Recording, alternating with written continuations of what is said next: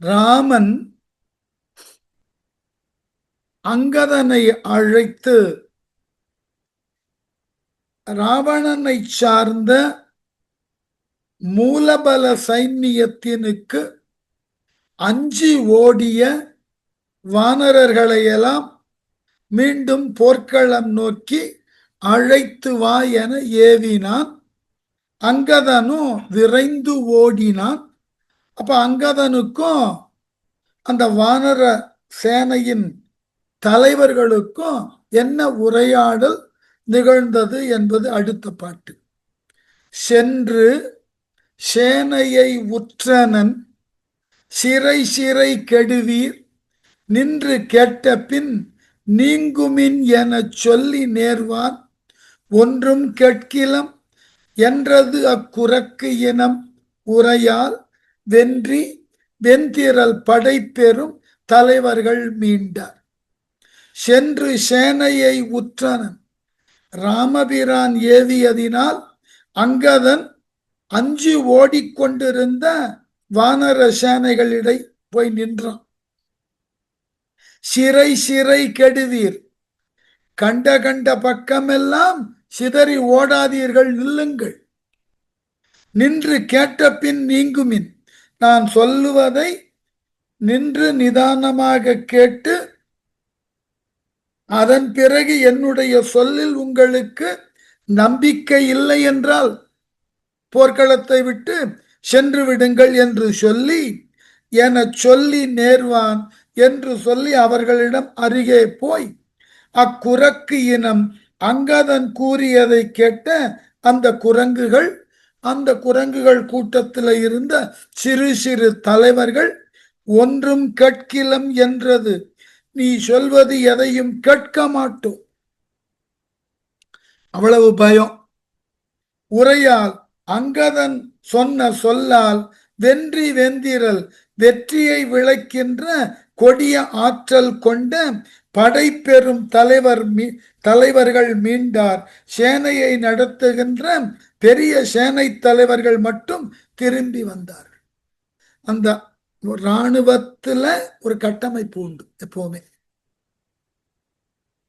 அதாவது ஏன் இராணுவத்தை ஒழுக்கத்திற்கு ஒரு மேற்கோளாக சொல்லுவார்கள். பேச்சு வழக்கில் பார்த்தீங்கன்னா தெரியும், மிலிட்ரி டிசிப்ளின். என்ன மிலிட்ரி டிசிப்ளின்னா எதிர்த்து பேசக்கூடாது. ஒவ்வொரு படிநிலையிலும் உயர் அதிகாரிகள் இருப்பார்கள். அந்த படிநிலைக்கு மேலான உயர் அதிகாரி என்ன சொல்லுகிறாரோ அதை அப்படியே செய்யணும்.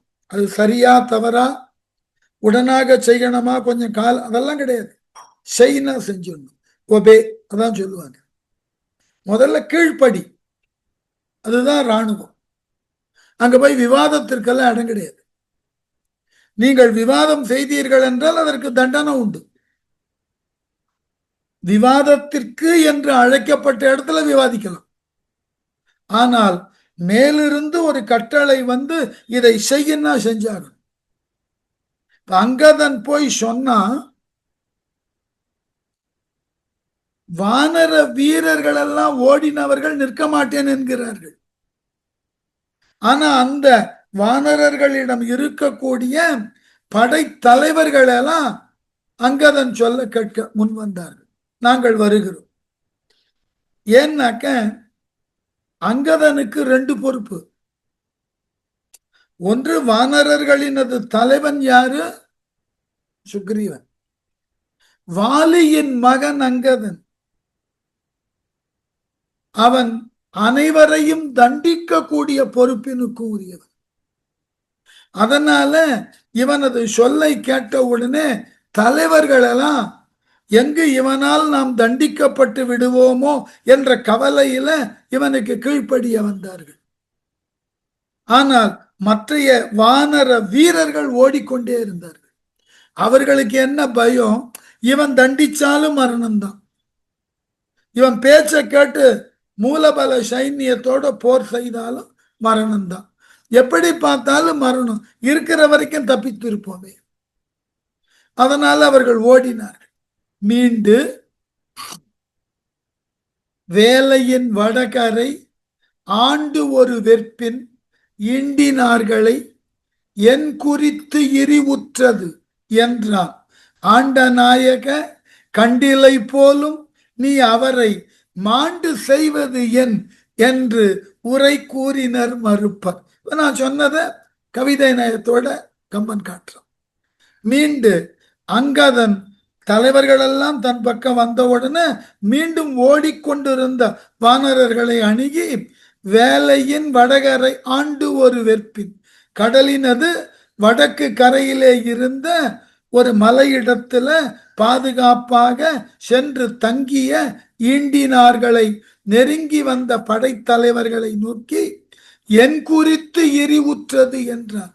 எதனை நினைத்து இப்படி அஞ்சு ஓடினீர்கள்? கேட்ட உடனே அங்கதன் சொன்ன உடனே, உங்களுக்கு உங்க வீரத்துல நம்பிக்கை இல்லையா? உடனே அவர்கள் மறுத்தார்கள், எங்கள் வீரத்தெல்லாம் விடு, நம்மை காட்டிலும் பன்மடங்கு வீரத்தோடு ஆற்றலோடு ஆயுதங்களோடு மூலபல சைன்யம் இருக்கு, எப்படி நாங்கள் அவர்களை வெல்லுவது? ஆண்ட நாயக, எங்களை ஆளுதற்கு உண்டான தலைவனே, நீ அவரை கண்டிலை போலும். மூலபல சைன்யத்துல இருந்தவனை யாரையும் நீ பார்க்கலையா? பார்த்திருந்தால் நீயும் எம்மோடு ஓடி வந்து இருப்பாய். நீ பார்க்கல போல இருக்கு. மாண்டு செய்வது என், வீணாக அவர்களோடு போர் செய்து உயிர் விடுறதுல என்ன அர்த்தம்?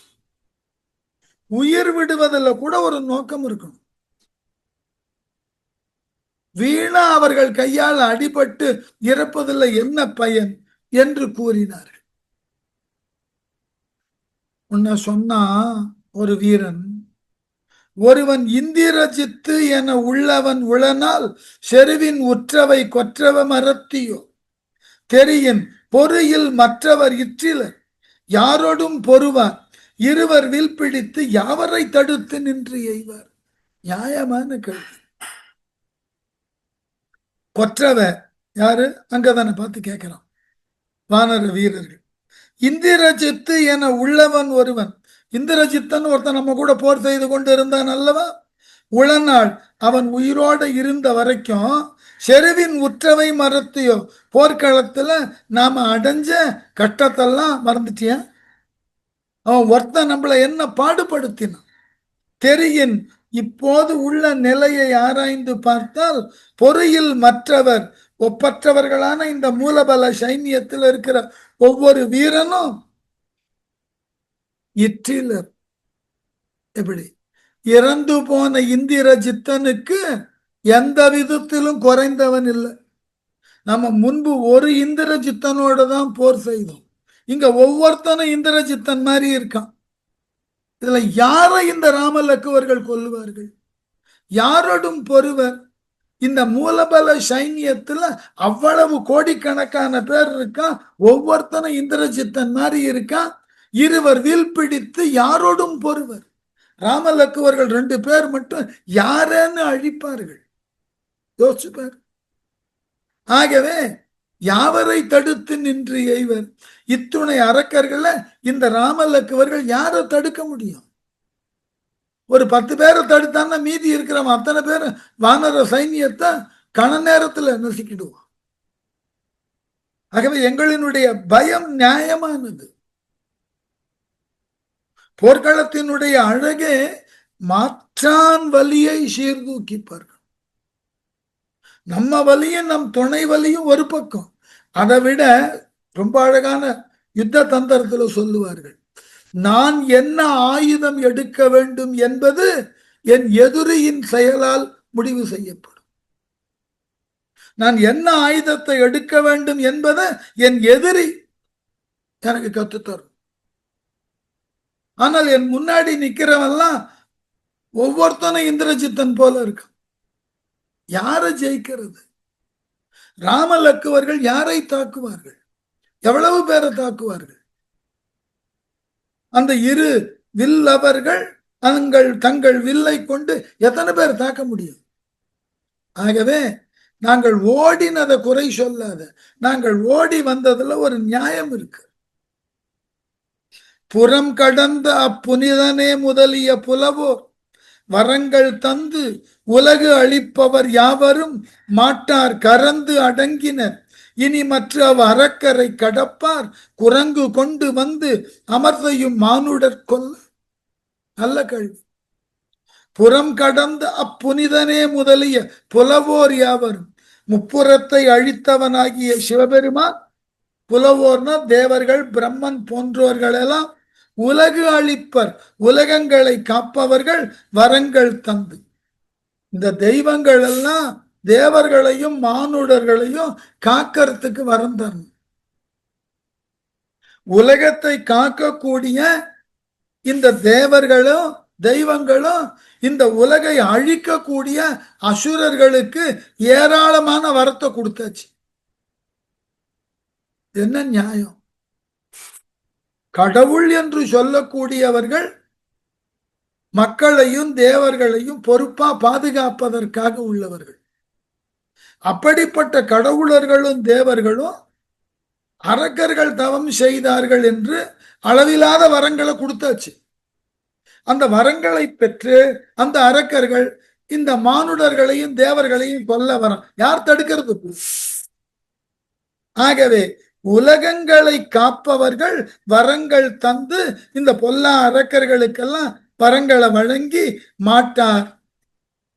தங்களுக்கு உண்டான கடமையாகிய உலகத்தை காத்தலை செய்ய தவறிட்டார்கள். எதிரி கையில் ஆயுதத்தை கொடுக்கலாமா? யோசிச்சு பாருங்க. நம்மை காக்க வேண்டிய பொறுப்பில் உள்ள கடவுளர்களே நம்மை அழிக்க காத்து கொண்டு இருக்கக்கூடிய எதிரிகள் கையில வரங்கள் என்கிற ஆயுதத்தை கொடுத்தாச்சு. இவன் காத்தா என்ன, காக்கல என்ன? அதனால கரந்து அடங்கினர். இந்த வரங்கள் கொடுத்த தெய்வங்களே இந்த அரக்கர்களுக்கு எதிராக வினையாற்ற முடியாமல் ஒளிஞ்சு ஒதுங்கிட்டான். அவன் வரத்தை கொடுத்துட்டு போயிட்டான். பழைய சினிமா பாட்டு ஒண்ணு வரும்ல, அவனுக்கு என்ன தூங்கி விட்டான் அகப்பட்டவன் நான் அல்லவா. இருக்கிற வரத்தெல்லாம் கேட்டான்னு கொடுத்துட்டு அவர்கள் ஒதுங்கி போனார்கள் தெய்வங்கள். இப்ப நாம அவஸ்தைப்பட்டுக்கிட்டு இருக்கோம். இவங்களை தெய்வங்களாலேயே அடக்க முடியல, தெய்வங்கள் எல்லாம் ஒதுங்கி விட்டன. அளவில்லாத வரம் பெற்ற இந்த அரக்கர்களை யாரு வெல்ல போக? என்ன மாதிரி குரங்குகளா? நடக்குமா? குரங்கு கொண்டு வந்து எங்களை துணையாக கொண்டு வந்து தெய்வங்களாலேயே வெல்ல முடியாத வரபலம் பெற்றுள்ள அரக்கர்களை சாதாரண குரங்குகள் நாங்களா வெல்ல போறோம்? அமர்தையும் மானுடர்கோல் போர் செய்தற்கு இந்த ராமனும் லக்குவனும் முடிகிற காரியமா? யோசிச்சு பாரு. என்ன அழகான விளக்கம் பாரு. நமக்கு எதிரி யார் இருக்கிறானோ அவனுடைய ஆற்றலை குறைக்கிறதுக்கு பதிலா அதீதமான வரங்களை கொடுத்துட்டு அவன் தலை தெரிச்சு ஆடுறான். அவனை தடுக்கிறதுக்கு வழி இல்லாமல் வரம் கொடுத்த தெய்வங்கள் எல்லாம் ஒதுங்கி போச்சு. அப்படிப்பட்ட அசுரர்களை எங்களை மாதிரி குரங்குகளை வைத்து கொண்டு வெல்லலாம்னு ராம லக்குவர்கள் வந்திருக்கிறார்கள். என்னையா நியாயம் இது? சொல்லிட்டு ஊழி 1000 கோடி நின்று உருத்தினரோடும் ஆழியானும் மற்ற அயனோடு புரந்தரன் அவனும் சூழ ஓடினர் ஒருவரை கொன்று தம் தோளால் வீழுமா செய்ய வல்லேரேல் வென்றியின் நன்று. நியாயமான கேள்வி. இவ்வளவு வரங்களை கொடுத்தார்களே இந்த தெய்வங்கள். இந்த தெய்வங்கள்ல ஏதாவது ஒன்று நமக்கு முன்னாடி இருக்கக்கூடிய இந்த அரக்கர்கள்ல எவனையாவது ஒருத்தனை கொன்று இருக்கா? ஊழி 1000 கோடி நின்று பல யுகங்களாக, கணக்கில்லாத யுகங்களாக இந்த அரக்கர்கள் ஆற்றலோடு இருக்கிறார்கள். இவர்கள் ஆற்றலுக்கு வித்திட்டவர்கள் பிரம்மனோ விஷ்ணுவோ சிவனோ இந்திரன். எப்படியா? உருத்திரனோடும் ஆழியான் ஆழிப்படையை கையில் கொண்ட நாராயணனோ மற்ற அயன் இவர்களோடு பிரம்மனோ புரந்தரன் இந்திரன் அவனோ இந்த 4 பேரும் சேர்ந்து இந்த அரக்கர்களோட பன்னெடுங்காலம் போர் செய்திருக்கிறார்கள். செய்தவர்கள்ல எவனாவது ஜெயிச்சானா? எல்லாம் ஓடி ஒளிஞ்சான், சூழ ஓடினர். இந்த அரக்கர்களை எதிர்க்க முடியாமல் சூழ ஓடினர். ஒருவரை கொன்று இந்த அரக்கர்கள்ட்ட இருக்கக்கூடிய எவனாவது ஒரு அரக்கனையாவது அவர்கள் கொன்றார்களா? அப்படி கொன்று இந்த நால்வர்கள்ல யாரேனும் ஒருவன் தன் வீரத்தை நிரூபித்திருந்தா எங்களுக்கு கொஞ்சம் நம்பிக்கை வரும். தெய்வங்களாகிய இந்த நால்வருமே இந்த அரக்கர்கள்ல ஒருத்தனை கூட கொல்லல. பல ஊழி காலமா அரக்கர்கள் தலை தெருக்கி ஆடுகிறார்கள். தம் தோளால் வீழுமா செய்ய வல்லேறு. தங்களுடைய தோல் ஆற்றலினால் ஒரு அரக்கனை இவர்கள் வென்றிருந்தார். வென்று என் நன்றே பிற வெற்றிகளை எல்லாம் விட பெரியதாக. இப்ப தெய்வங்களாலேயே வெல்ல முடியாத இந்த அரக்கர்களை ஊழி ஊழியாக இந்த தெய்வங்கள் முயன்றும் வெல்ல முடியாத இந்த அரக்கர்களை நாம போய் வெல்ல போறோமா? இந்த வரங்களை இவ்வளவு அள்ளி கொடுத்தனவே இந்த தெய்வங்கள், ஏதாவது ஒரு தெய்வம் ஒரு அரக்கனையாவது கொன்று இருக்க? நியாயமான கேள்வி. அப்ப நாங்க வாளாக நின்று அவனோட போர் செய்து மடிவதில் என்ன பயன்? எங்க உயிருக்கு என்ன உத்தரவாதம்? இது போன்ற அரக்கர்களை அழித்தவர்கள் யாரேனும் இருக்கிறார்கள் என்று எங்க நிரூபணம் இருக்கு? நாங்கள் எவ்வாறெல்லாம் தடுமாறுவோம்? ஆகவே என் அப்பா மற்ற இவ் 70 வெள்ளமும் ஒருவன் தின்ன போதுமோ? தேவரின் வலியமோ சிறியேன். முன் இப்பாரெல்லாம் படைத்தவன் நாளெல்லாம் முறை நின்று உண்ணி பார்த்து நின்று உரையிட போதுமோ யூகம். ரொம்ப நொந்து போய் கேட்டன குரங்கு. என்னப்பா என் தந்தை போன்ற அங்கதனே, இவ் 70 வெள்ளமும் 70 வெள்ளம் என்ற எண்ணிக்கையில் உள்ள இந்த வானர சேனை முழுவதையும் ஒருவன் தின்ன போதுமோ? இந்த மூலபல சைன்யத்துல இருக்கக்கூடிய ஒரு அரக்கன் நினைச்சா நம்ம அத்தனை பேரையும் விழுங்கிடுவோம். சிறிய வடிவாலும் வலிமையாலும் சிறியவர்கள். நாங்க என்ன பண்ண முடியும்? தேவரின் வலியாமோ, பல்வகை பேராற்றல் கொண்ட தேவர்களை விட வலியவர்களா நாம. அப்படி வலிமை கொண்ட தேவர்களே இந்த அசுரர்கள்ட்ட பயந்து ஓடிட்டான். முன் இப்பாரெல்லாம் படைத்தவன், இந்த உலகை படைத்தானே முன்னொரு காலத்துல பிரம்மன், நாளெல்லாம் தன் வாழ்நாளெல்லாம் முறை நின்று உண்ணி பார்த்து நின்று முறையாக கவனமாக பார்த்து கணக்கிட்டாலும் யூகம் நம் வானர சேனை உரையிட போதுமோ? உரையிடுவதற்கு காவாது போதுமானதாகுமான ஆகாது. எப்படி பிரம்மன் தன் வாழ்நாள் முழுவதும் செலவு செய்து இந்த அரக்கர் சேனைய எண்ண முடியும்னா முடியாதான்?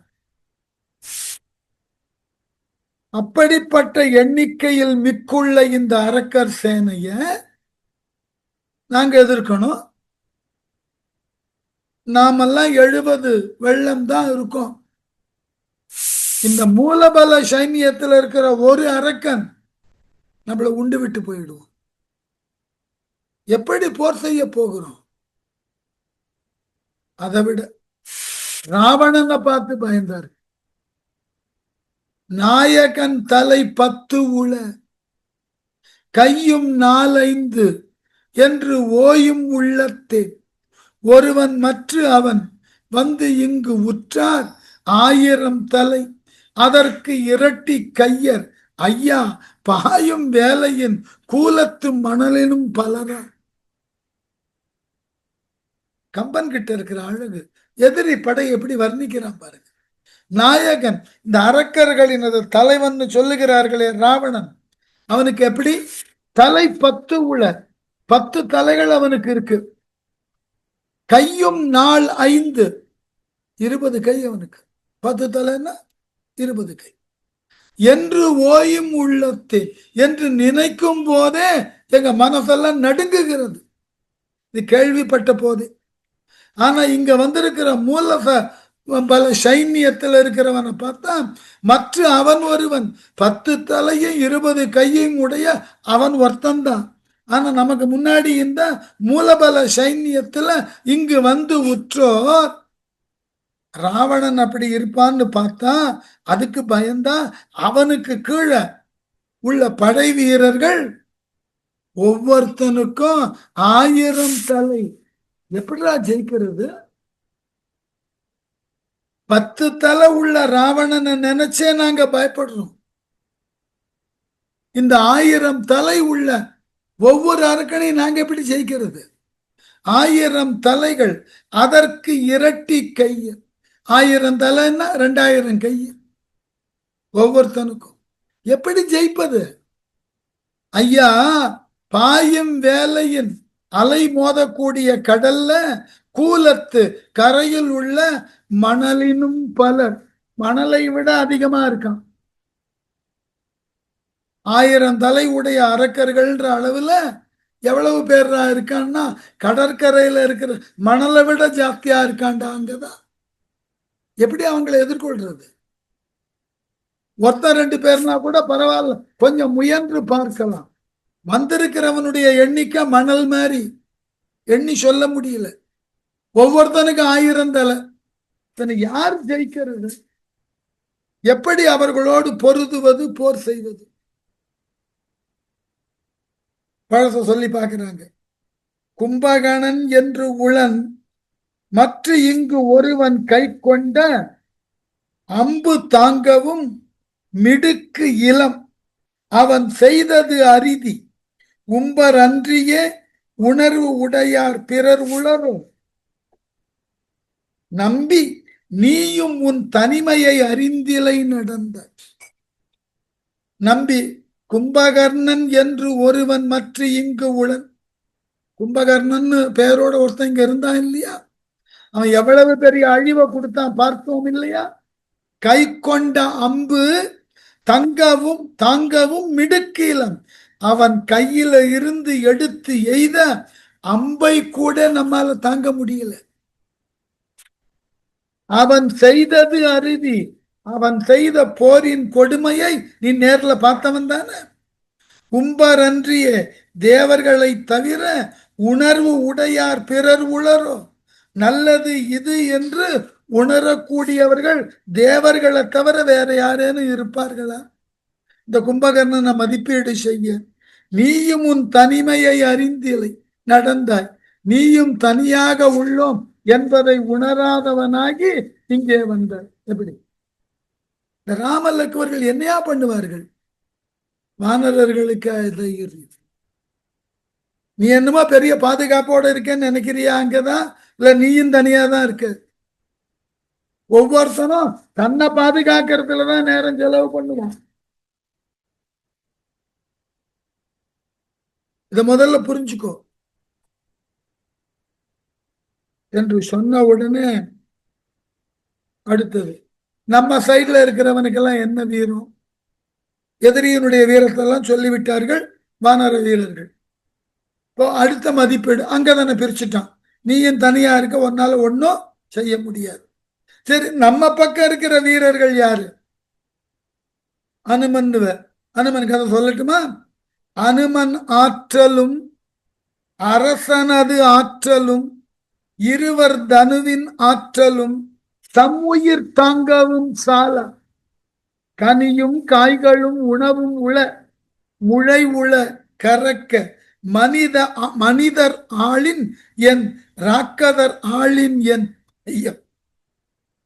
ரொம்ப அழகான இடம்.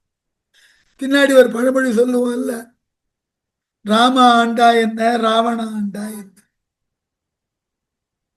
நமக்கு எது தேவையோ அது கிடைச்சதா விட்டுடு. என்ன அழகா பேசினார்கள் பாருங்கள். அனுமன் ஆற்றல், அனுமனை பெரிய வீரன் சொல்றேன், நான் நம்புறேன். வானவர்கள் சொல்லுகிறார்கள் அனுமன் பெரிய வீரன், சந்தேகமே இல்லை. அரசனது ஆற்றல், நமக்கெல்லாம் அரசனா இருக்கான சுக்ரீவன், அவனும் பெரிய வீரன், ஒத்துக்கிறேன், சந்தேகம் இல்லை. இருவர் தனுவின் ஆற்றல், ராம லக்ஷ்மணர்களினுடைய வில்லாற்றல், ஆமா பெரிய வீரர்கள் பார்த்திருக்கோம். ஆனால் இவர்கள் நால்வர்களினுடைய ஆற்றல் தம்முயிர் தாங்கவும் சால, அவன் உயிரை காப்பாத்திக்கிறதுக்கே அவர்கள் ஆற்றல் போதாது. அவர்கள் உயிரை பாதுகாத்து கொள்ளவே அவர்களினது ஆற்றல் போதாது. முதல்ல அவன் தங்கள் உயிரை காப்பாத்திக்கிட்டோம், அதுக்கப்புறம் தான் நம்ம உயிரை காப்பாற்ற வருவான். அவர்களிடம் உண்டான ஆற்றல் அவர்கள் உயிரையே காப்பாத்தி கொள்ள போதாது, பயன்படாது. அதனால நாங்க பாதுகாப்பா இருக்கோம். எங்க கனியும் காய்களும் உணவும் உள்ள இந்த மலையில கனி காயெல்லாம் இருக்கு சாப்பிடுறதுக்கு, முளை உள பதுங்கி வாழறதுக்கு நிறைய குகை இருக்கு, கறக்க ஒளிஞ்சு வாழ, கரத்தெல்லாம் மறைத்தல் மறைந்து வாழ நிறைய குகை இருக்கு இந்த மலையில. நாங்க இப்படி வாழ்ந்துட்டு போறோம். இந்த உலகத்தை மனுஷன் ஆண்டா என்ன, அரக்க ஆண்டா என்ன, மனிதராளின் என் ராக்கதராளின் என் வையம், இந்த உலகத்தை யார் ஆண்டா எனக்கு என்னப்பா. அங்கதான் நாங்க பாட்டுக்கு ஏதோ காய் கனி கிழங்குன்னு தின்னுண்டு இந்த மலையில பாதுகாப்பா ஒளிஞ்சு வாழ்ந்துட்டு போறோம். எங்களெல்லாம் போருக்கு கூப்பிடாது. எந்த ஒரு போர்க்களத்துக்கும் மிக பெரியதாகிய ஆற்றல் எதுன்னா அந்த போர்க்களத்தில் உள்ள மாந்தர்களினது மனத்திட்பம். வள்ளுவர் எழுதுகிறார், மனத்திட்பம் என்பதுதான் வினை திட்பம். நீங்க எதை செய்யணும் அப்படின்னு திட்டமிடுகிறீர்களோ அதை உறுதியா செய்யணும்னா மனதுல உறுதி இருக்கும். மன உறுதி இல்லை என்றால் வள்ளுவர் சொல்லுவார், ஒள்வாள் பேடி கையகத்து. நல்ல ஒளி பொருந்திய கூர்மையான வாழ் வீரன் கையில இருந்தா பல பேரை வெட்டலாம், ஒரு பேடி கையில இருந்தா. மனத்திட்பம் இல்லாத ஒரு கோழையின் கையில நீங்க என்ன ஆயுதத்தை கொடுத்து பாருங்க. மனத்திட்பம் உள்ளவனுக்கு சாதாரண கருவி கூட பெரிய ஆயுதமா மாறிடும். அதான பழமொழி, வல்லவனுக்கு புல்லும் ஆயுதம். மனத்திட்பம் இருக்கணும். ஒரு போர்க்களத்துல வெற்றியை நிர்ணயம் செய்வது எதுன்னு கேட்டா வீரர்களினது மன துணிச்சல், அது இருக்கணும். ஒரு போர்க்களத்தின் அடிப்படையே அதுதான். ஆங்கிலத்துல சொல்றோம் இல்லையா, டெட்டர்மினேஷன். இதை செய்யணும், அதான் பழமொழி, செய் அல்லது செத்து மடி. பின்வாங்குதெல்லாம் கூடாது, அந்த ஆற்றல் இருக்கணும். அதனாலதான் இராணுவங்கள்ல கீழ்ப்படிதலை சொன்னார்கள். போய் அவனை தாக்கு, தாக்குதலில் இருந்து உனக்கு விடுதலை கிடையாது. இப்ப நீ என்ன பண்ணுவான், அவனை தாக்குறதுன்றது கட்டளை. ஒரு கால் உயிர் போயிடுமோ, போகாமல் நம்ம உயிரை காப்பாத்துறதுக்கு, காப்பாற்றி கொள்ளுதற்கு அவனை ரொம்ப வேகமா தாக்கும். போர்க்களத்தினுடைய சட்டம் தனி, அது மற்றைய பொது சட்டத்தோட எல்லாம் பொருத்தக்கூடாது. இது ஒரு தனி வாழ்க்கை முறை. அதனால இந்த வானரர்களுக்கு ஒரே கவலை, என்ன நான் யாரை நம்பி போர்ல இறங்குறது, எங்களை எல்லாம் காப்பாத்துறதுக்கு மேலே சொன்ன இந்த நால்வரும் ஆற்றல் உள்ளவர்கள் தான். ஆனால் அந்த ஆற்றலை கொண்டு அவர்கள் தங்களை காப்பாற்றிக் கொள்ளதான் முடியும். அதுவே சந்தேகம் எங்களுக்கு. அப்படிப்பட்டவர்கள் தங்களையும் காப்பாற்றி கொண்டு எங்களையும் காப்பாற்ற வரணும்னா நடக்கக்கூடிய விஷயமா? ஆகவே எங்களை விட்டுட, நாங்க ஏதோ இந்த மரத்துல ஒளிந்து கொண்டு இங்க கிடைக்கக்கூடிய காய்கனியை தின்று கொண்டு ஏதோ வாழ்ந்துட்டு போறோம். இந்த உலகத்தை மனுஷன் ஆண்டா என்ன, அரக்க ஆண்டா எங்களுக்கு என்ன, எங்களுக்கு உண்டானது எல்லாம் கிடைக்கிறதா. நம்ம ஜனநாயக நாட்டுல கூட இப்படிதான் எல்லாரும் நினைக்கிறோம். யோசிச்சு பாருங்க. எங்காகிலும் நம்ம நாட்டுல தேர்தல் என்று கொண்டு வரப்பட்ட நாள் தொட்டு இன்று வரைக்கும் 100 விழுக்காட்டு நிலையில் நம்முடைய ஓட்டுகள் போடப்பட்டிருக்கிறவங்க பாருங்க. 60லிருந்து 70க்குள்ளாக தான். மீதி 30 விழுக்காட்டு மனோநிலை எப்படி இருக்கு? ராம ஆண்டா என்ன, ராவண ஆண்டா என்ன, யாரையும் திருத்த முடியாது சார். அரசியல்வாதின்னா இப்படித்தான் இருப்பார்கள் என்று யாருக்கு ஓட்டு போட்டாலும் யார் வெற்றி பெற்றாலும் நம்ம வாழ்க்கை இப்படிதான் சார்.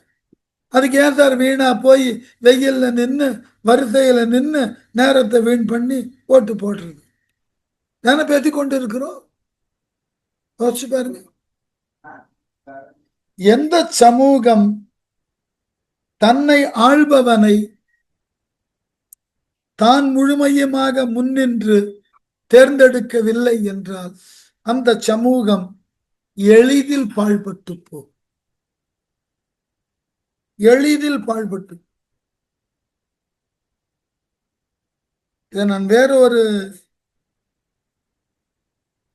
நபரோடு ஒப்பிடுவேன். நாங்கள் பொள்ளாச்சி என்ற நகர்ல சில காலம் இருந்தோம், சில ஆண்டுகள். அப்போ அங்க ஒரு மருத்துவர் அரசு மருத்துவமனையிலிருந்து ஓய்வு பெற்று தனிப்பட்ட முறையில பிராக்டிஸ் செய்து கொண்டிருந்த ஒரு டாக்டர். பொள்ளாச்சியை அறிந்தவர்கள் எல்லாருக்கும் அவர் பேர் தெரியும். ஜிபி நாயுடுன்னு பேர். அவர் வீட்டினுடைய முகப்புல கன்சல்டன்சி வச்சிருந்தார். ஒரு கதவை திறந்து வீட்டுக்குள்ள போயிட முடியும் அவர் வசிக்கும் பகுதிக்கு. அவர் வீட்டுக்குள்ளதான் இருப்பார் எப்பவுமே. ஒரு நாளைக்கு ஒரு முறை வச்சிருக்க.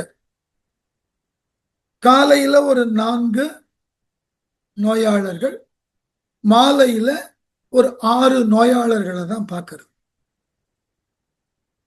நீங்க அவரிடம் வந்து அப்பாயின்மெண்ட் வாங்கிட்டு போயிடணும். உடனே அவர் டைம் குறிச்சு கொடுத்துருவார். அப்பாயின்மெண்ட் கேட்டு நாளை காலையில 9 மணிக்கு வாருங்கள் அப்படின்னு. நீங்க 9 மணிக்கு அங்க போய் நிற்கணும். கரெக்டா அந்த உள்கதவை திறந்து கொண்டு வெளியே வருவார். நீங்க அங்க இல்லைன்னா திருப்பி கதவை சாத்திட்டு உள்ள போயிடுவார், வரமாட்டார். அதற்கு அடுத்து 9:30 மணிக்கு யாருக்கேனோ ஒரு அப்பாயின்மெண்ட் கொடுத்தா 9:30க்கு கதவை திறந்து கொண்டு வருவார். நீங்க அரை மணி நேரம் நின்று ஐயா என்ன பார்க்காம போயிட்டீங்களேன்னா உடனே கேட்பேன், உனக்கு நோய் வந்திருக்கு, உனக்கு அப்பாயின்மெண்ட் கொடுத்துருக்கேன், நீயே அதை பொருட்படுத்தாம 9 மணிக்கு வாங்கினா 9:05க்கு வந்திருக்க, உனக்கே உன் உடம்பின் மீதும் உன் நோயின் மீதும் பொறுப்பு இல்லைன்னா எனக்கு எதுக்கு பொறுப்புன்னு போயிடுவார். அப்படி ஒரு டிசிப்ளின்டு டாக்டர். அது மாதிரி இந்த குரங்குகள் என்ன ஒரு டிசிப்ளின்டா இருந்தாலும் இந்த அனுமனோ சுக்ரீவனோ சொல்லாமல் சொல்லிவிட்டன, அங்கதான் உனக்கும் பலம் கிடையாது, இந்த 4 தான் உண்மையிலேயே பலம் இருக்கு. அந்த பலத்தை கொண்டு அவர்கள் தங்களை காப்பாற்றி கொள்ளுவதற்கு அவர்கள் பலம் போதுமானா அதுவே எங்களுக்கு சந்தேகம். அதுவும் ஷாலா பொருந்தாதுன்னு நாங்க நம்புறோம். அப்ப நாங்க எப்படியா போய் அந்த மூலபல சைன்யத்தை எதிர்கொள்வது? நாங்க இப்படியே போயிட்டோம். ஏதோ எங்களுக்கு கிடைச்ச காய் கனி கிழங்கு சாப்பிட்டுட்டு இந்த மலையில ஏதோ பாதுகாப்பா ஒளிந்து வாழ்ந்து காலத்தை ஓட்டிடு. எங்களுக்கு எதுக்கு போர் வெற்றி? இந்த உலகத்தை எவன் ஆண்டாதான் எங்களுக்கு என்னையா? எவனாலையும் எங்களுக்கு எதுவும் கிடையாது அப்படின்னு ஒண்ணு. அடுத்தது, தாம் உளர் அன்றே புகழினை திருவொடும் தரிப்பார், யாம் உளோம் எனின் எம் கிளை உள்ளது எம் பெருமை, போமின் நீர் என்று விடைத்தர தக்கனை புறப்போய், சாமின் நீர் என்று என்றல் தருமம் அன்று என்றனர் தளர்ந்த. ஒரு ரொம்ப வலுவான கேள்வி. உங்களை நம்பி நீங்கள் எங்களை பாதுகாப்பீர்கள், எங்களுக்கு உண்டான தலைமை பொறுப்பை ஏற்றுக்கொண்டு எங்களை காப்பாற்றுவீர்கள்னு நினைச்சுதான் உங்களை அரசனாக தலைவனாக கருதுறோம். நீங்களே கூட்டமா போய் சாகுங்க அப்படின்னு அனுப்பிச்சா என்னையா நியாயம் இது? பாருங்க, எம் பெருமை எம் தலைவனே தாம் உளர் அன்றே புகழினை திருவொடும் தரிப்பர், தாம் உயிரோடு இருப்பவர்கள் தாமே புகழை செல்வத்தோடு தாங்கி இருப்பார்கள். யாம் உளோம் எனின் நாங்களும் உயிரோடு இருந்தால்தான் எம் கிளை உள்ளது எங்கள் சுற்றமும் இருக்க முடியும். புறப்போய் எங்களை பாதுகாப்பவனே போமின் நீர் என்று விடை தர தக்கனை, இந்த போர்க்களத்தை விட்டு நீங்கள் செல்லுங்கள் என்று விடை கொடுத்து எங்களை தப்புவிக்க வேண்டியவன் நீ. ஞாபகம் வச்சுக்கோ. இது வலுவான எதிரிடா, ஒருத்தனும் அவர்களை எதிர்த்து போரிட்டு உயிர் தப்பிக்க முடியாது. ஆகவே நீங்கள் பத்திரமா உங்க கிளைகளோட போய் பாதுகாப்பாக இருந்து கொள்ளுங்கள்னு சொல்லி அனுப்ப வேண்டிய நீ போய் சாகுன்னு சொல்ற. என்னையா நியாயம்? நம்ம குடும்பத்துக்கு ஒரு எதிரி இருக்கான், ஒரு பெரிய ஆபத்தானவன், அவனை ஒன்றும் பண்ண முடியாதுன்னு என்ன பண்ணுவோம்? ஜாக்கிரதையா அவன் வம்புக்கே போகாம அவன் கண்ணுல படாம ஒதுங்கி போயிடுங்க, அப்படிதானே சொல்லணும். இந்த மூலபல சைன்யத்தை பார்த்துட்டு சுக்ரீவா அங்கதான் நீ என்ன சொல்லணும்? நீங்கள் உங்கள் கிளைகளோடு மகிழ்ச்சியோடு எல்லாற்றையும் அனுபவித்து வாழணும்னா இவர்களோடு போர் செய்ய முடியாது, பாதுகாப்பாக ஓடிப்போங்க நீ சொல்லணும். அப்படி சொல்ல வேண்டிய நீ சாமின் நீர் என்றால் தர்மம் என்று இந்த அரக்கர்களை எதிர்த்து போர் செய்து செத்து போ அப்படின்னு கூப்பிட வந்திருக்கியே, இதுக்கு பேரு தர்மமா? என்றனர் தளர்ந்தார், என்றனர் தளர்ந்தார் என்று மனம் தளர்ந்து பேசினார். காக்க வேண்டியவன்டா நீ. ஆபத்து வந்துட்டதுன்னா பாதுகாப்பான இடத்துக்கு உங்கள் கிளைஞர்களோடு ஓடி போய் க்ஷேமமாயிருன்னு அனுப்ப வேண்டிய நீ. அதுதான் காப்பாத்துறவனுக்கு வேலை, அதுதான் அரசனுக்கு வேலை. அதை விட்டுட்டு கூட்டம் கூட்டமா போய் ஷான்னு அனுப்பினேன்னா என்ன நியாயம்? ராஜான்றவன் இப்படியா இருக்கிறது? அதுக்குதான் உனக்கு காவலன்னு பேரு. அதனாலதான் கேட்டான் தலைவனேன்னு ஆரம்பிச்சாரு. தலைவனா இருக்கிறவன் என்ன செய்யணும்? தன் கீழ் உள்ளவன் உயிருக்கு உத்தரவாதம் தரணும். முடியலையா தப்பிச்சு ஓடி போய் பாதுகாப்பா இருங்கன்னு வழிய காமிக்கணும். உத்தரவாதமும் தரமாட்டேன், மாறாக போய் நின்று போர் செய்து செத்து போன்னு சொல்ற. என்னையா நியாயம் இது என்று கேட்டுட்டு இப்ப அங்கதான் தனிப்பட்ட முறையில கூப்பிட்டான். ஒவ்வொருத்தனையும் கூட்டமா பேசினா எடுபடாது. விளக்கம் சொன்னோம். நமக்கு படை நடத்தி வந்திருக்கோம் இல்லையா? இந்த படைக்கு பொறுப்போட வந்திருக்கிறேன். ராம லக்குவர்கள் யார் தெரியுமா? அவர்கள் யார் என்று தெரிந்தால் உங்களுக்கு இந்த பயம் வருமா? அங்கதன் விளக்க ஆரம்பிச்ச. சாம்பனை வதனம் நோக்கி வாலிசை அறிவு சான்றோய் பாம்பு அணை அமலனே மற்ற ராமன் என்று எமக்கு பண்டே ஏம்பல் வந்து எய்த சொல்லி தேற்றினாய் அல்லையோ நீ. ஆம்பலம் பகைஞன் தன்னோடு ஐந்திரம் அமைந்தோன் அண்ணாய். சாம்பனை வதனம் நோக்கி, சாம்பனுடைய முகத்தை பார்த்து வாலியின் மகனாகிய அங்கதன் பேச ஆரம்பிச்சான். அறிவு சான்றோய். எப்படியா?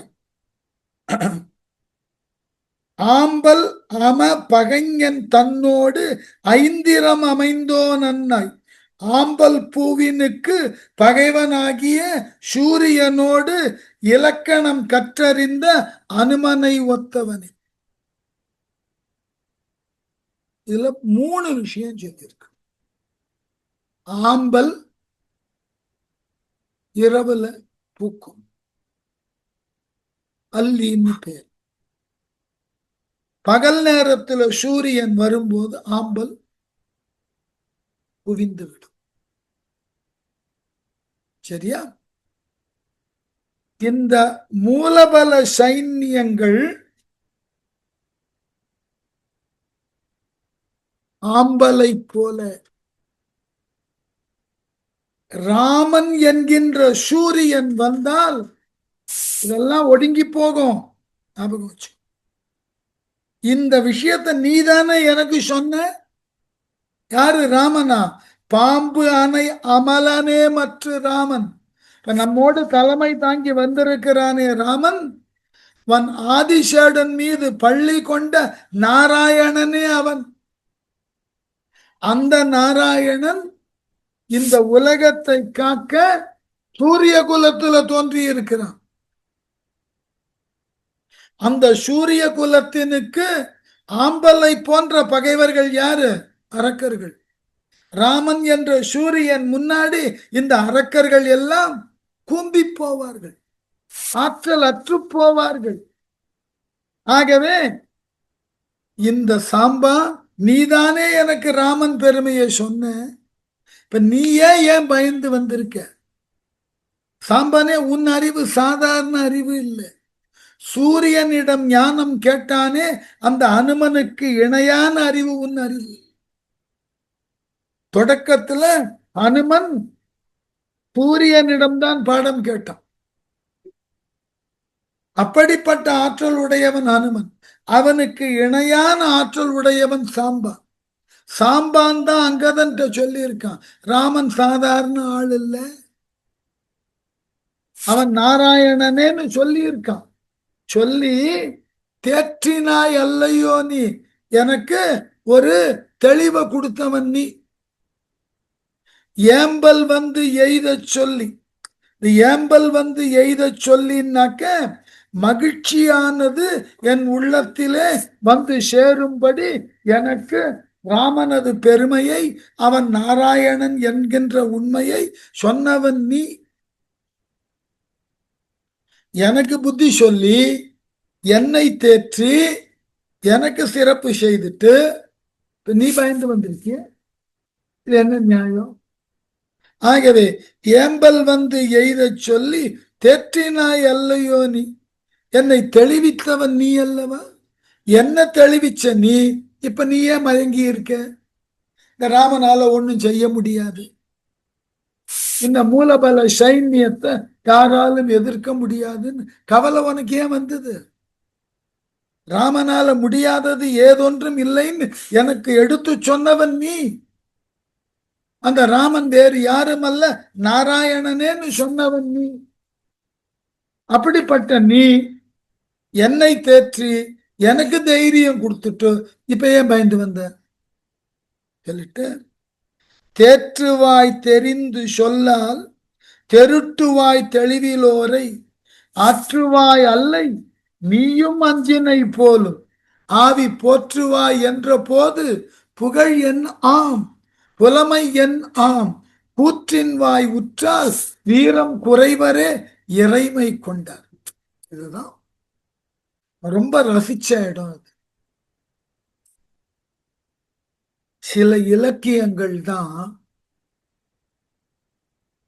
சில முக்கியமான இடத்துல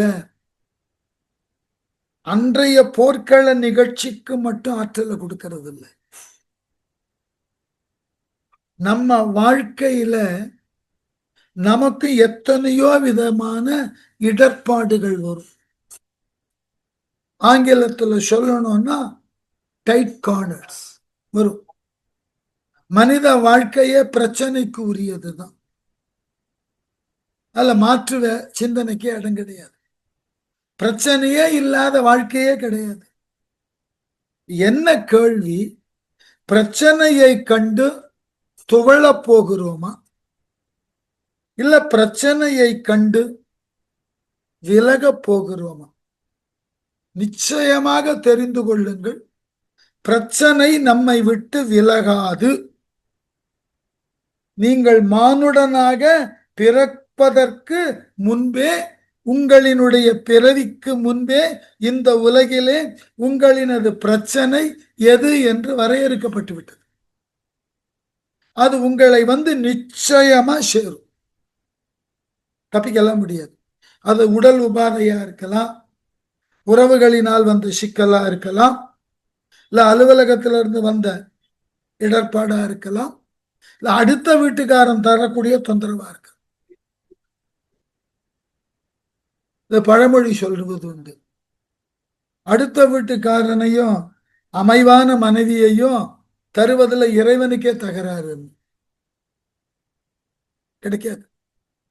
பிரச்சனைன்றது மனித வாழ்க்கையினுடைய அழகும் அதுதான். அதுதான் மனித வாழ்க்கையின் ஆற்றல். புரிஞ்சுக்கணும். உங்களுக்கு வாழ்க்கையில் பிரச்சனையே இல்லைன்னு வச்சுக்கங்க, நீங்க மண்ணு மாதிரிதான் இருப்பீங்க. உங்க வாழ்க்கையில எதனையும் எதிர்த்து போராடக்கூடிய உந்துதல் இருக்காது. எனக்கு இளம் பிராயத்தில் ஒரு ஆங்கில சிறுகதை படிச்சது ஞாபகம். நீங்களாம் கூட சின்ன வயசுல படிச்சிருக்கலாம். Oscar Wilde, happy prince. இந்த பறவைகள் இடம் பெயருகின்ற காலத்துல இடம்பெயர்ந்து மீண்டும் தங்கள் நாடு நோக்கி செல்லக்கூடிய பொழுது ஒரே ஒரு ஸ்வாலோ என்ற பறவை கொஞ்சம் கால தாமதமாக போனதுனால தனித்து மாட்டிக்கொண்டு குளிர் அதிகமாயிற்று. இன்னமும் ஒரு நாள் பறந்தால் அது தன் எல்லைக்கு போயிடும். குளிர் தாங்க முடியாமல் போனதுனால மிக உயரமான பீடத்துல ஒரு சிலை இருந்தது. அந்த சிலையினுடைய பாதங்களுக்கு நடுவுல நல்ல ஒரு குகை போன்ற அமைப்பு இருந்தது. அங்க போய் தங்கிக்கலான்னு போய் உட்கார்ந்தது. அப்படி மெல்ல நாம நாளை காலையில சீக்கிரம் எழுந்து பறக்க தொடங்கினால் சூரிய வெளிச்சத்துக்குள்ள நம்ம ஊருக்கு போயிடலாம்னு எண்ணிக்கொண்டிருந்தது. அதன் மேல ஒரு துளி நீர் விழுந்தது. ஒரே ஆச்சரியமா போச்சு. என்ன கடுமையான பனிக்காலம் தொடங்கி விட்டது, இப்பொழுது மழை திவலை விழுகிறது, என்ன பருவம் மாறிவிட்டதா அப்படின்னு எண்ணிக்கொண்டிருக்கும் போது மற்றொரு திவலை நீர் விழுந்து இந்த ஆச்சரியப்பட்டு வானத்தை பார்த்தது, மழை பொழிகிறதான்னு. அப்பொழுதுதான் தெரிந்தது தான் எந்த சிலையின் கால்களின் இடைப்பட்ட பகுதியில் அமர்ந்து இருக்கிறதோ அந்த சிலையின் அது கண்களில் இருந்து கண்ணீர் வருகிறது. உன்னை பறவை நேரா அந்த முகத்துக்கு மேல போச்சு. நீ யார்? உடனே அந்த சிலை பேசியது, ஐ ஆம் ஹாப்பி பிரின்ஸ், நான் என்றும் மகிழ்ச்சியோடு இருக்கக்கூடிய இளவரசன் சொல்லு. இந்த ஸ்வேலோகட், தென் வை யூ ஆர் வீப்பிங்? பேர் என்னமா மகிழ்ச்சியோடு இருக்கேன்னு சொல்ற, பின் எதுக்கு அழற? அப்போ இந்த பிரின்ஸ் பேசு, நான் பிறந்ததிலிருந்து செல்வ செழிப்பில் இருந்தேன், என்னை சுற்றி ஆட்படைகள் ஏராளம், ஆகவே ரொம்ப இனிமையான வாழ்க்கை, எல்லாம் கிடைச்சது, எல்லாத்தையும் அனுபவிச்சேன். அப்படியே அனுபவங்களே தொடர்ந்தது, வாழ்க்கையில சிக்கலே இல்லை. ஒரு நாள் இறந்து போயிட்டேன். அதனால இந்த நாட்டினுக்கு ரொம்ப பிரியமானவன் என்பதனால என்ன தங்கத்தினால சிலை செய்து இங்க மேல வச்சிருக்காங்க. இப்பொழுதுதான் என்னுடைய நாட்டின் அவலத்தை பார்க்கிறேன். இவ்வளவு உயரத்தில் இருந்து ஐயோ நான் வாழ்ந்த காலத்துல இதெல்லாம் பார்க்காம தவறிட்டேனேன்னு கவலைப்பட்ட இப்ப அழுக வந்தது. அப்போ நம்முடைய வாழ்க்கையில ஒன்று நம்ம கவலையை போக்குதற்காவது முனையணும். அது நம்முடைய சர்வைவலுக்கு உதவும். அடுத்தவர்களினுடைய வாழ்க்கை தரம் உயர வேணும்னு உழைக்கணும். அது நம்ம புகழுக்கு உதவும். வாழுங்காலத்துல ஒண்ணு நமக்காக வாழ தெரிஞ்சிருக்கணும், போராடணும். இல்ல நாம வாழக்கூடிய சமூகத்துக்காவது வாழ தெரியணும், புகழ கிடைக்க. இந்த ரெண்டுமே இல்லைன்னா எதுக்கு வாழறது? யோசிச்சு பாருங்க. இந்த ரெண்டுமே இல்லைன்னா எதுக்கு வாழணும்? நம்முடைய இருப்பினுக்காக போராடணும், இல்ல நம்ம புகழினுக்காக போராடணும். சரி, புகழ் வேண்டாம், விட்டுடுவோம். நம்ம ஞான நிலைக்கு வந்துட்டோம், என்னை யாரும் புகழ வேண்டாம். நீ இருக்கக்கூடிய இருப்பினுக்கு போராடணுமா வேண்டாமா? அதற்கும் நீ போராடவில்லை என்றால் வாழ்க்கையில என்ன சுவாரஸ்யம் இருக்கும்? வாழ்க்கை அலுத்து போகும். ஆங்கிலத்துல சொல்லுவது போல போர் அடிச்சிரும். கொஞ்சம் சிந்தித்து பாருங்கள். மனித வாழ்க்கையின் அழகே அப்படித்தான். போராட்டம் என்பது ஒன்று உங்களை தக்க வைத்துக் கொள்ள, இல்லை நீங்கள் வாழ்ந்து மறைந்ததன் பின் உங்கள் பெயரை தக்க வைக்க. இதுக்குதான் வாழறதே நாம. இல்லைன்னா மனித வாழ்க்கை எதுக்கு வாழணும்? இப்படி எதுவுமே இல்லாம வாழறதுக்கு பிறந்த போதே செத்து போயிருக்கு. ஒவ்வொரு நாளும் நமக்கு போராட்டம் தான் சார் வாழ்க்கை.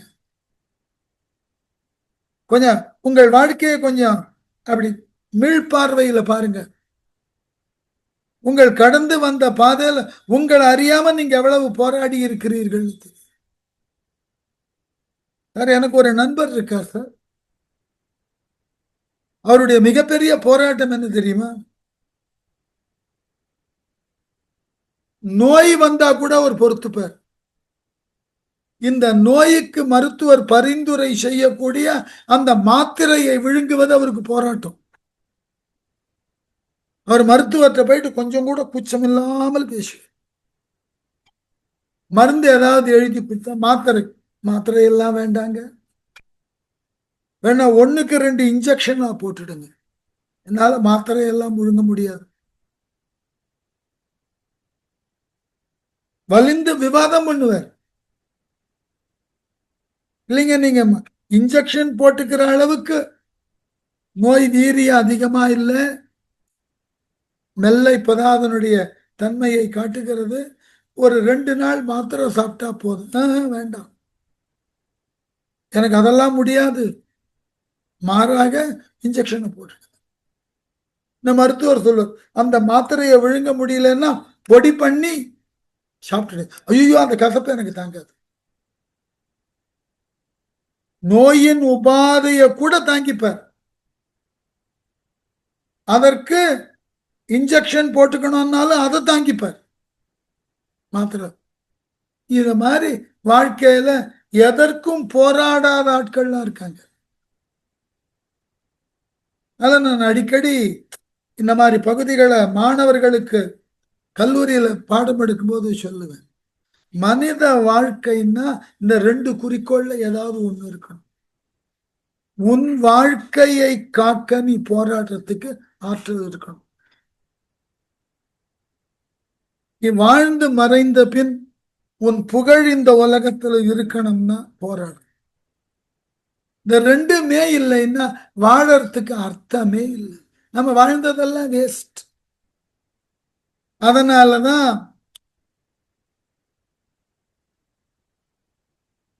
போற்றுவாய் என்ற போது புகழ் என்ன கேட்கிறான் அங்கதன். தெரிந்து தேற்றுவாய் நாட்டுல எது கலக்கத்தை தருகிறதோ, எது பயத்தை தருகிறதோ அது இணைத்து என்று தெரிந்து தெளிந்து எல்லாரையும் தேற்றக்கூடியவன் நீயே இப்ப பயந்திருக்க. அடுத்து, தெளிவிலோரை சொல்லால் திருட்டுவாய். எவெல்லாம் பயந்துட்டு இருக்கானோ அவன்கிட்ட போயிட்டு நல்ல வார்த்தையை சொல்லி சான்றுகள் காட்டி அவனை தெருட்டுவோய். அவன் மனசுல தைரியத்தை ஊற்றுவன். நீயே இப்ப பயந்து இருக்கிறாயா? ஆற்றுவாய் அல்லை. அப்படிப்பட்ட நீ இப்பொழுது எதிரிகளினது ஆற்றலை தாங்க முடியாதவன் ஆகிவிட்டாயா? அங்கதான் கேட்கிறான் சாம்பானை பார்த்து, எப்படி ஆன சாம்பான் இப்படி நீயும் அஞ்சினை போலும் நீயும் பயந்து விட்டாயா? ஆவி போற்றுவாய் என்ற பொழுது வீரத்தையும் குறிக்கோளையும் போற்றாமல் உயிருக்காக பயப்படக்கூடிய ஒரு அவமானகரமான நிலைக்கு நீ எப்ப வந்த? இதான் கேள்வி. மனித வாழ்க்கையில இதுதான் எல்லாருக்கும் உண்டான கேள்வி. நாம் எதற்கு அவமானப்பட வேண்டும், ஏன் அவமானப்பட வேண்டும், எது கண்டு அதைரியப்பட வேண்டும் என்பதில் தெளிவு இருக்கணும். வள்ளுவரே சொல்றார், பயப்படாம இருக்கிறது வாழ்க்கையில் பயப்படணும். அஞ்சுவது அஞ்சாமை பேதமைன்னு, அஞ்சுவது அஞ்சல் அறிவார் தொழில், தப்பே இல்லை. ஆனால் நாம் எது குறித்து அஞ்சுகிறோம் என்பதில் தெளிவு இருக்கணும்.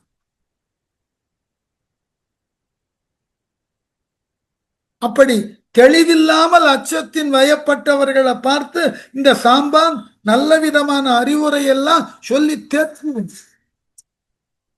அவர்களினது வீரத்தினை வளர்ப்பான். அப்படிப்பட்ட சாம்பான் நீயே இப்படி பயந்து இருக்கிறாயே, நீயும் உயிருக்கு பயந்து வாழறதுக்கு வந்துட்டியா? உனக்கும் உயிர் பயம் வந்ததா? உன் உயிரை போற்றிக் கொள்ள வேண்டும், உன் உயிரை பாதுகாத்து கொள்ள வேண்டும் என்று ஓடி வந்து விட்டாயா? புகழ் என்ன? உன்ன மாதிரி ஆட்கள்லாம் உயிருக்கு பயந்து ஓடி வந்தா புகழ் என்பது என்ன ஆகும்? அடிப்படை புறநானூற்று மேற்கோள். புகழெனின் உயிரும் கொடுக்குவர், பழியனின் உலகு உடன் பெறினும் கொள்ளலர். இதான் வாழ்க்கை. புகழுக்காக உயிரை கொடுக்கணும். மூலபல சைன்யத்தை பார்த்து அஞ்சி ஓடி வருகிறாயே, இது என்ன நியாயம்? நீ ஓடி வரலாமா? ஓடக்கூடியவர்களுக்கெல்லாம் தடுத்து நிறுத்தி ஆலோசனையும் அறிவுரையும் அவர்கள் ஆற்றலையும் எடுத்து சொல்லி அவர்கள் மனது தளராமல் இருப்பதற்கு வழிவகை செய்யக்கூடிய நீ இப்ப நீ ஓடி வர, உன் வீரம் எங்க போச்சு? உன் குறிக்கோள் எங்க போச்சு? அதோட மட்டுமல்ல, உன் புகழ் என்னாச்சு?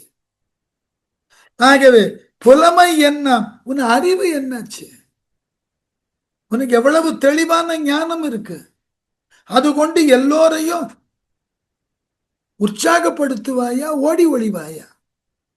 கூற்றின் வாய் உற்றால் யமன் வாயில் அகப்பட்டாலும் வீரம் குறைவரே. வீரத்தில் குறையலாமா? மரணம் ஒரு முறைதான் வீரனுக்கு வரும், கோழைக்கு தான் நாளெல்லாம் மரணம். யோசிச்சுக்க, வீரனுக்கு ஒரு முறைதான் மரணம். கோழையாக இருந்தால் நினைக்கும் போதெல்லாம் மரணம். ஏன் இந்த இழிநிலைக்கு ஏன் வந்தாய் ஜாம்பவன் கேட்கிறான். நீ அப்படிப்பட்டவன் அல்லவே. மாபெரும் வீரன், மிகச்சிறந்த அறிவாளி, யதார்த்தத்தை புரிந்தவன் இருந்தும் நீ இவ்வாறு செய்யலாமா? ஆகவே நீ ஓடி வந்தது கூட பிழை. அதனோடு அஞ்சி ஓடின இந்த வானரர்களை எல்லாம் ஆறுதல் சொல்லி, போரினது இன்றியமையாமையை சொல்லி, அவர்கள் உள்ளத்திலே வீரத்தினை ஊட்டி எல்லோரையும் போர்முகம் நோக்கி திருப்ப வேண்டிய நீ பயந்து உன் உயிருக்காக நீயும் ஓடி வருகிறாய்னா இது என்ன நியாயம்? செய்யலாமா? நீ சொல்லிட்டு அஞ்சினாம் பழியும் பூண்டாம் அம்புவி ஆண்டும் ஆவி துஞ்சுமாறு அன்றி வாழ ஒண்ணுமோ நாள் மேல் தோன்றின நஞ்சிவாயிட்டாலன்ன அமுது அன்றோ நம்மை அம்மா தஞ்சம் என்று அணைந்த வீரர் தனிமையில் சாதல் நன்று. அஞ்சினாம், நாம் இப்பொழுது அஞ்சியவர்களானோம். பழியும் பூண்டாம், ஆகையினால நமக்கு பழியும் வரும். பயந்து ஓடிட்டான், கோழைன்னு பழி வரும். அம்புவி ஆண்டும், அதற்கு பிறகு இந்த பூமியில எங்கு போனாலும் துஞ்சுமாறு அன்றி வாழ ஒண்ணுமோ, சாவை தவிர வாழ முடியுமா? திரைப்பட காட்சி ஒன்று வரும், ஒரு எக்ஸ்டென்ஷன், அது ஒரு புறம்போக்கு நிலம், இல்ல பலர் வீடு கட்டி கொண்டு இருப்பாரு. அத அந்த இடத்துக்கு உண்டான ஒரு தாதா, எல்லாரையும் நீங்க நாளைக்குள்ள காலி பண்ணிட்டு போலன்னா உங்களெல்லாம் அச்சுறுத்துவேன், அழிப்பேன், கொல்லுவேன்லாம் சொல்லுவேன். எல்லாம் மூட்டை முடிச்சு கட்டி கொண்டு கிளம்ப ஆரம்பிப்பார். கதையின் நாயகன் அங்க வருவான். எங்க போறீங்க? இந்த மாதிரி கேட்பான். இப்ப இவன் மிரட்டுறான்னு அஞ்சு இடத்த விட்டு கிளம்பி வெளியே போறீங்க. அங்க போய் கொஞ்ச நாள் இருப்பீங்க. அங்க இவனை மாதிரி இன்னொருத்தன் வருவான், அவன் அங்க உங்களை மிரட்டுவான். அங்கிருந்து மூட்டையை கட்டிக்கிட்டு வெளியே போவீங்களா? இப்படி எங்க போவீங்க?